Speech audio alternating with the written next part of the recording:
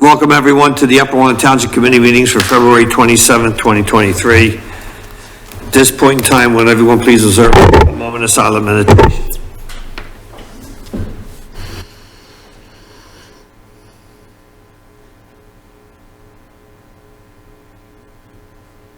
Please stand and join me in the Pledge of Allegiance.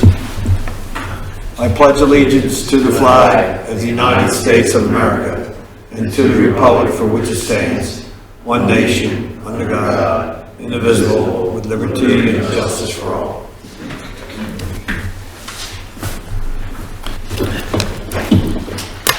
Okay, Finance Administration Committees first. I have Commissioner Spearing with me, Randy Shaw, Assistant Township Manager, Matt Canlin, the Township Manager, and our Solicitor, Alex from Sean Kilkenny's office. First item on the slate is the minutes. You have any problems with the minutes? Good. I'm good with the minutes. Any public comment or commissioner comments on the minutes? Okay. Next is no presentations or announcements. Okay. Next we have, I usually don't do this together, but it is February. We only have 1 month in. So acceptance and approval of the following monthly reports and the review of the financial statements. The reports are the Director of Finance, Tax Enforcement Officer report from Berkheimer, investment activity report, current bills paid, and revenue and expense summaries. I have nothing. Anybody have any comments on January's financials? Okay. Next we'll go into personnel. We have vacancies on a few of our boards. I'd like to bring them up. If you have any interest, please call our township manager or email. We have somebody on the APA to fill the Ward 3 position, left by Ray Fox. 2 vacancies on the Historical Commission, 2 vacancies on the Human Relations Commission, 1 vacancy on the Parks and Rec Advisory Council for Ward 2, and 1 at-large vacancy on the Parks and Rec Advisory Council. And we're looking for an electrical engineer. We have been for quite a while. We need somebody to serve in that capacity on our Uniform Construction Code Local Appeals Board. And that concludes the vacancies on our personnel. Any questions? Any public comments or commissioner comments? Okay, 2 other items that we have. We have multiple items. 4. Under other items, tax assessment appeal between the township and the school district of Upper Warren and the taxpayer AMEJ Partners LP for the property located at 2700 Turnpike Drive. Is this Apex? Yeah. I just want to know, they never tell you the name of the company. I think it was, isn't it? It's Acme Bond. Acme, that's what I meant, sorry. All right. This was negotiated by the school district and them. So they negotiate, their attorneys negotiate tax settlement claims. Have already. And they have done in the past, and this one is the last probably 5 we had were reductions in taxes, and this one's an increase. Yes. So I'm okay. This is How many years is the settlement? Nobody can file an appeal for 24, 25, or 26. So it covers up to 26, tax year 26. That was my other question. You have any others? Okay. Yes. All right. Any public comments or commissioner comments? This is normal business. It's just the housekeeping to run it through Finance Administration for us to vote on it next week. All right. So we'll move that forward. Next is the Act 172 Volunteer Service Tax Credit Program. We have a draft amendment. Anything you want to add to this, Randy? Or I think Alex, pretty much. Yeah. I know Commissioner Lockhart had asked us to kind of look at it. So just in 2020, after we had passed your initial Act 172 ordinance, there were a couple changes in the state legislature. The most significant being, of course, that you can now take the real estate tax credit for volunteers from 20 up to 100% of their tax liability to the township, if you so choose.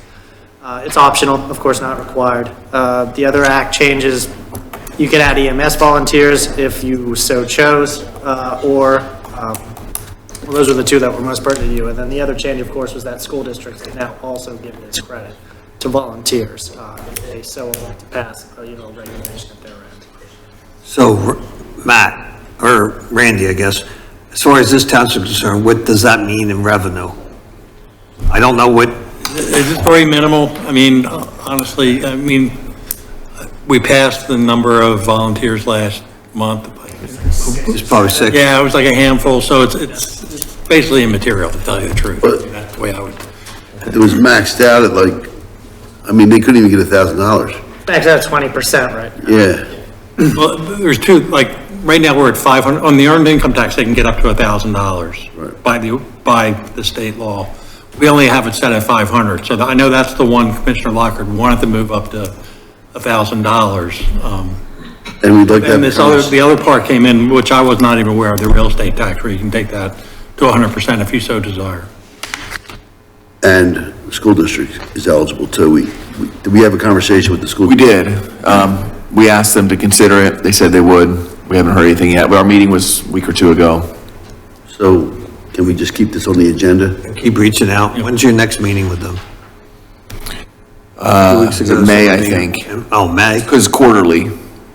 All right. We can still get a report back about that. I could reach out to They them and need ask time to them. talk about it. All right. Do we have a draft of anyone that's done this already? That's increased it beyond 20%? Yeah. No, everybody, this was a weird kind of amendment in the sense that nobody knew it existed.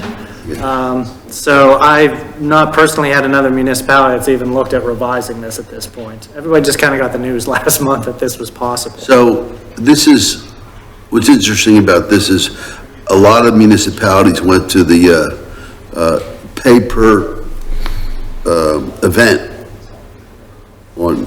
we even have some of that, right? Or is that We pay some stipends out there. stipend? Yeah, a few stipends, but most of them are scheduled shifts, We have a lot of part-timers that are on our payroll. and they're scheduled shifts. But then we have stipends for events too, right? Certain ones, yeah, certain ones have stipends. That can probably answer better. Yeah, So it's not per event. If they get 25% of the calls, we paid them $1,000. And I think it was 9 people met that criteria. That's by bylaws of their organization. And then 25% is 6 at night to 6 in the morning and the weekend, not 60 hours during the Right. daytime, daylight hours, right? so it's not per event, okay. Right, it's not per event. It's if they make the percentage.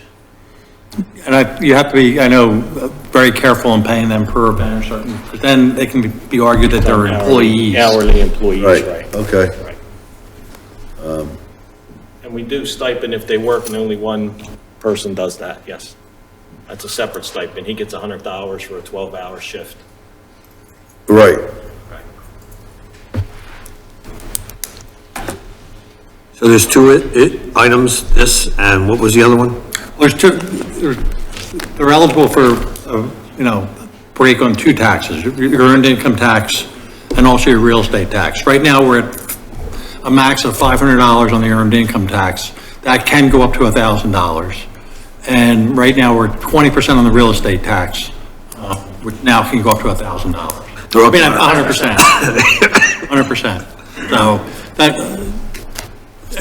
we have a lot of time on this because Yeah, it's not it's not mandatory going in to a sense. not going to take effect till next year anyway for any of the new eligible people, correct? Correct, because we just went through the cycle to certify last year's, yeah. So, I mean, if we amend the ordinance in 6 months from now, it wouldn't go into effect until January anyway. Right, so I want to have the conversation now about how we could amend it.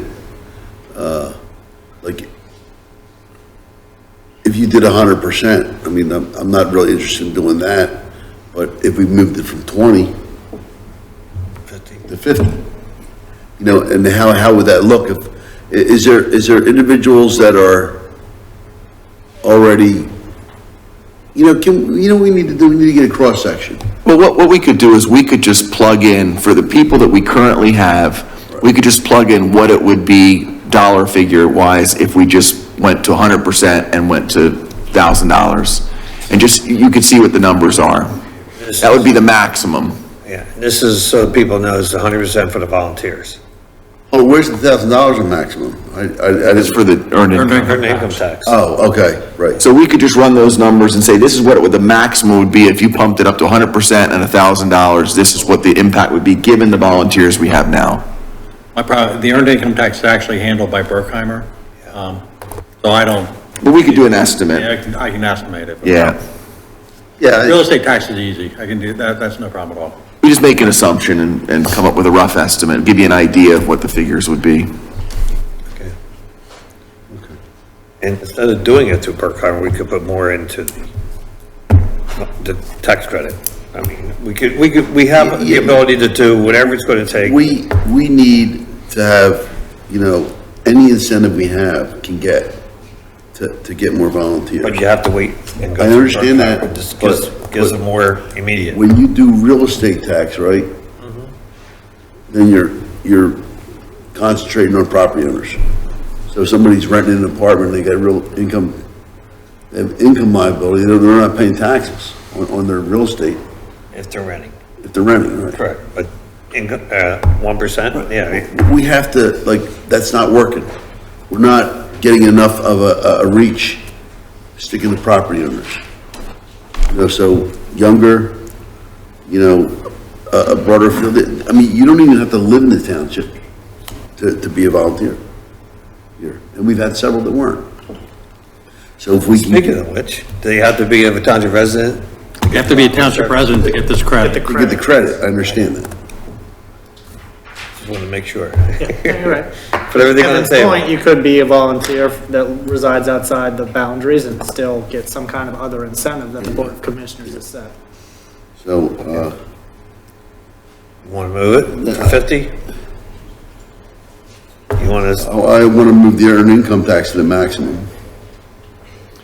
Do you want to just keep it on the agenda for next Yeah, meeting, but- next That's month? the discussion. Continue the conversation. Just go with the earned income tax, maximize that one. And then, we'll discuss next month about, won't be the here. real estate. I know you won't. that's why you want to discuss it next month. Yeah. I'm not going to be here next month, that's why I want to discuss it next month. Okay, we're moving forward, or no, we'll move for next month. Yeah, we'll keep. Thank you on- for your detail here. Thanks. Any public comment or commissioner comments on this? Okay, next item on the agenda is under new business, sale of surplus vehicles and equipment. Randy? Yeah, we have several items that are, public works. Who's got a Buick LeSabre? And, Dave Elsters asked us if we can put an ad out there and put these up on Municipid, to try and get rid of these items. You able to put minimums on them? I'm sorry? Like, you go to Meckham or, and you put. There's a website, they go up on a website, Municipid website, and anybody can come in and bid on them. And we've been very successful Okay. in the past when we used that website. Okay, with this list? Just so everybody knows, there's a list of 1, 2, 3, 4, 5, 6, 7, 8, 9, about 20 vehicles. And most of them are all of them are from 2010 south, except for a Chevy Tahoe PV. I don't know what that is, but I That's my guess question. Why do we have a 2022 Chevy Tahoe on there? it's second row seats and console, so they might have taken it out for the dog. Yeah, it's just It's those just items, the- those okay, items. all right. I thought it was additional features. No, Now, you can see all those other pieces that don't have, vehicle assignments to them, they're just, I think we should parts out the Crown Vic too and sell parts. The 1986 Ingersoll Rand compressor. So yeah, there's some antiquated stuff here that I can understand wanting to get something newer. Any public comments or commissioner comments? Okay, and next is the sale of surplus police vehicles. So become equipped with sirens and no. So these are just vehicles that, like we normally do, we put them for sale. Actually, we're giving these to Maryland State Police. yeah, Maryland State Police has bought several vehicles from us in the past, and they offer us very competitive rates.